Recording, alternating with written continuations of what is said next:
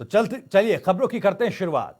देश भर में कोरोना महामारी और इसके चलते आई बेरोजगारी और आर्थिक मंदी से निपटने के लिए प्रधानमंत्री मोदी ने 20 लाख करोड़ के राहत पैकेज का ऐलान किया, जिसका इस्तेमाल अलग अलग सेक्टर्स में कैसे किया गया या फिर किया जाना है, इसकी जानकारी वित्त मंत्री निर्मला सीतारमण ने दी। जनता टीवी की इस रिपोर्ट में आप समझिए कैसे और किन किन औद्योगिक घरानों और कारोबारी समूहों के अच्छे दिन आने वाले हैं।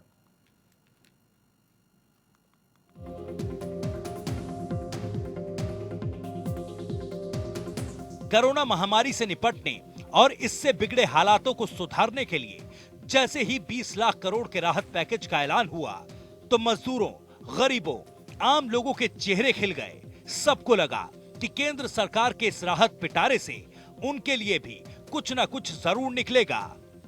वही वित्त मंत्री निर्मला सीतारमण ने 5 चरणों में राहत पैकेज के बारे में जानकारी दी। उन्होंने अपनी चौथी प्रेस कॉन्फ्रेंस में बताया कि औद्योगिक आधारभूत ढांचों का अपग्रेडेशन, कोयला, खनिज, रक्षा उत्पादन, air space management, airport, MRO, केंद्र शासित प्रदेशों में बिजली वितरण कंपनियां, अंतरिक्ष क्षेत्र और परमाणु ऊर्जा के क्षेत्रों में सुधार का ऐलान किया।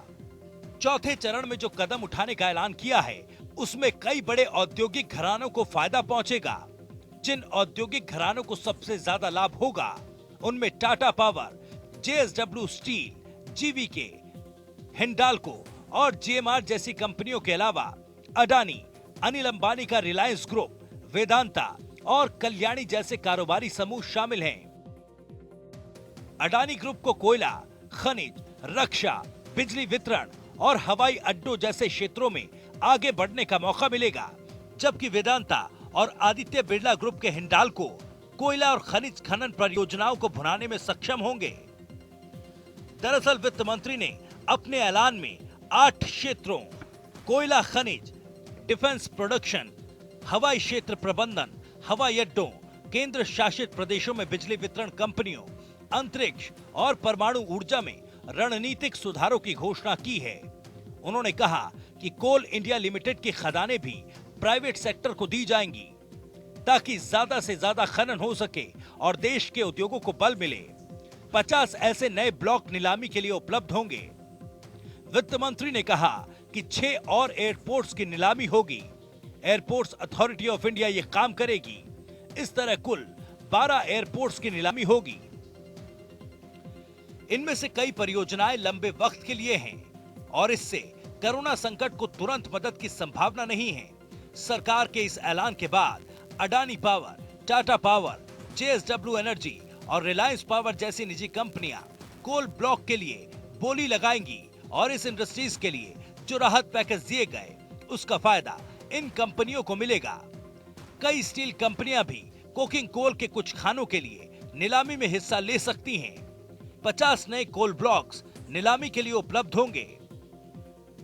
बॉक्साइट और कोयला खानों की नीलामी को क्लब करना चाहती है सरकार ताकि एल्यूमिनियम निर्माता एक साथ बोली लगा सकें। सरकार के इस कदम से हिंडाल्को और वेदांता एल्यूमिनियम जैसी कंपनियों को मदद मिलेगी। सरकारी ऐलान के मुताबिक 500 माइनिंग ब्लॉक की नीलामी की जाएगी। माइनिंग लीज का ट्रांसफर भी किया जा सकेगा। वित्त मंत्री ने कहा कि कैप्टिव और नॉन कैप्टिव माइंस की परिभाषा बदलेगी। इसका मतलब है मौजूदा कैपिटल यूजर जैसे टाटा पावर, रिलायंस पावर और टाटा स्टील को अपने साथ कोयला खनन लाइसेंस बनाए रखने के लिए नियमित अंतराल पर बोली लगानी होगी। वहीं पिछले 6 हवाई अड्डों के निजीकरण के लिए अडानी एंटरप्राइजेस लिमिटेड ने सबसे ऊंची बोली लगाई थी। अब नई बोली में भी ये ग्रुप हिस्सा ले सकता है। वहीं अनिल अंबानी की रिलायंस इंफ्रास्ट्रक्चर को पिछले साल राजकोट हवाई अड्डे के लिए 648 करोड़ रुपए का कॉन्ट्रैक्ट मिला था। वहीं जीएमआर और जीवीके ग्लोबल लेवल पर इस सेक्टर में स्थापित खिलाड़ी हैं। इसके अलावा रक्षा उत्पादन में एफडीआई को सरकार ने 49% से बढ़ाकर 74% कर दिया है। कई भारतीय कंपनियों ने बीते दिनों विदेशी रक्षा निर्माताओं के साथ कई संयुक्त उपक्रमों का गठन किया था, लेकिन अधिकांश बड़ी परियोजनाओं को लेने में नाकाम रहे थे क्योंकि विदेशी भागीदार परियोजनाओं में अपनी बौद्धिक पूंजी के कारण ज्यादा हिस्सेदारी चाहते हैं। अडानी और अनिल अंबानी समूह की कंपनियों ने पिछले दिनों भारत में प्रोडक्शन के लिए विदेशी कंपनियों के साथ समझौता किया था, जबकि पुणे स्थित कल्याणी समूह के पास बड़ा रक्षा प्रोडक्ट का कारोबार है। उधर केंद्र शासित प्रदेशों में बिजली कंपनियों का निजीकरण होगा, इससे विद्युत उत्पादन को बढ़ावा मिलेगा। उपभोक्ताओं की सुविधा के लिए प्रीपेड बिजली के मीटर लगाए जाएंगे। अडानी और टाटा पावर इस सेक्टर के बड़े खिलाड़ी हैं।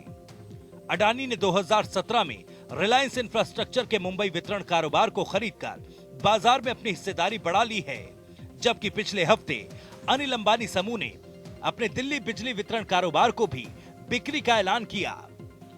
प्रधानमंत्री की ओर से किए गए इस राहत पैकेज का असर औद्योगिक कारोबार के अलग अलग क्षेत्रों में नामी कंपनियों पर तो दिखेगा ही, लेकिन सवाल ये कि इस पैकेज का प्रमुख तौर पर फायदा उठाने वाले औद्योगिक घराने कैसे इस देश की अर्थव्यवस्था को पटरी पर वापस ला पाएंगे। टीम जनता टीवी।